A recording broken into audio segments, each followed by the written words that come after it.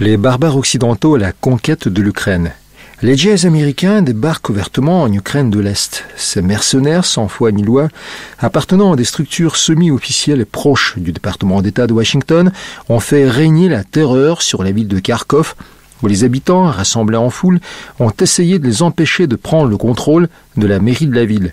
Les braves soldats de fortune, ne maîtrisant aucune langue slave et portant le treillis d'outre-Atlantique, donnaient des ordres en anglais aux forces de l'ordre local et ont vite fait déblayer la place en chassant les habitants de Kharkov qui se crurent tout permis. Il ne manque plus que d'exhiber le drapeau étoilé, accrocher la mairie et pendre le président Yanukovych, comme cela a été fait d'ailleurs pour le président d'Irak, exécuté dans sa propre capitale.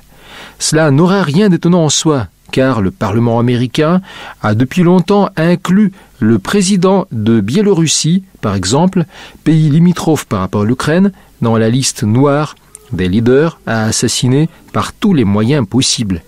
J'espère que vous avez bien compris qu'un Parlement s'est permis de voter l'élimination physique d'un chef d'État étranger. Au su et au vu de ces agissements, je constate, à mon corps défendant, que non seulement l'Occident a dépassé toutes les bornes, mais en fait, il s'est déclaré, l'Amérique à sa tête, le vrai suiveur des nazis, qui eux aussi affectionnaient la croix gammée, chérie par l'engeance de Kiev, et croyaient les Russes être des créatures sous-développées et en voie de disparition. On sait très bien où cette aventure avait pris fin, dans les ruines du Reichstag. Les Américains qui se promènent bravement à Kiev et à Kharkov en se prenant en photo et se donnant les allures des conquérants oublient vite que n'importe quelle confrontation avec la Russie n'apportait que de bien piètres fruits à tous ceux qui s'y frottaient, à commencer par les Polonais.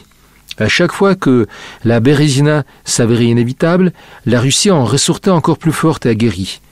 Le présent, j'en suis sûr, ne fera pas une exception à la règle. Pour ce qui est des gens qui se croient tout permis, nous avons relevé des statistiques fort intéressantes. Il s'est avéré que plus de 77% d'Américains ne savaient même pas où se trouvait l'Ukraine. Pour eux, c'est un État qui allait de la Baltique à la Mongolie. Peut-être ont-ils confondu avec la Moldavie, les pauvres. En plus, dans leur optique, l'Ukraine était presque aussi grande que la Russie. Comme disait Napoléon, et ça prétend gouverner le monde. Il est encore plus surprenant d'apprendre que plus ces êtres étaient ignares, plus ils étaient agressifs dans leur réaction contre la Russie, pays que l'on devait, selon eux, je cite, « vouer aux oubliettes de l'histoire ». Il est 100 fois vrai que le sommeil de la raison engendre souvent des monstres. Il est encore plus curieux d'apprendre que le jour où les Américains ont appris que les Russes ont riposté aux attaques des troupes géorgiennes contre la ville de Tskhinval en Ossétie, Caucase du Nord, en 2008, ils l'ont associé en masse à l'État de Géorgie aux States. Les commentaires se ramassaient à l'appel, dont, je cite, « Mon Dieu, mais pourquoi Georgia? Passe encore si les Russes s'en prenaient à Alabama, mais Georgia, quelle injustice !» Fin de citation. À mon sens, il s'agit d'une nation de paranoïaques grassement ignares qui prétendent régenter la planète Terre. Il est encore plus triste et affligeant de constater que non seulement cette nation se croit autorisée de passer outre toutes les consignes de la diplomatie, dont l'intangibilité des frontières et la souveraineté d'un État, mais qui plus est, elle aspire vraiment à la guerre. La guerre est la force motrice de l'économie de ce Frankenstein. Plus il en fait, mieux il se porte. Cette constatation est gravissime, car elle condamne notre monde. Peu importe s'il s'agit d'une révolution arabe, une révolution en Ukraine ou l'insurrection des Wahhabites en France. Ce qui compte, c'est de porter le feu à notre domicile, pour qu'il y ait un reflux des capitaux de la main-d'œuvre dans la grande Amérique qui se croit à l'abri de tout mauvais coup. Je soutiens haut et fort que nous sommes tous victimes des énergumènes qui sont à nos portes. L'Ukraine aujourd'hui et la France demain. Ce n'est même pas Kiev qui est visé, car on imagine mal les nazillons paupérisés tenir le coup d'un rude hiver est-oriental au sein d'une population affamée et sans chauffage. Les paysans ukrainiens encourront leur courron sus bien avant les premières gelées. Il est beaucoup plus important de se rendre compte que, grâce à l'Amérique, l'Europe a perdu toute sa crédibilité et n'est plus perçue comme un grand frère, porteur de la vérité et de la justice.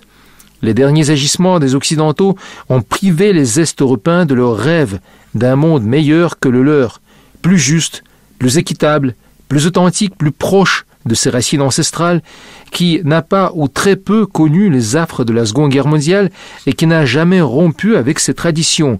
C'était un rêve sur l'Europe occidentale. À l'heure qu'il est, les peuples est-orientaux ont pris conscience qu'on les avait grossièrement trompés en abusant de leur confiance. Les gens ne pardonnent pas que l'on se joue d'eux, et le retour du balancier a déjà commencé. Et ce n'est pas ces 1800 soldats américains déguisés qui sauront arrêter la revanche slave. Alexandre Artamonov, La Voix de la Russie, Rossiya сегодня.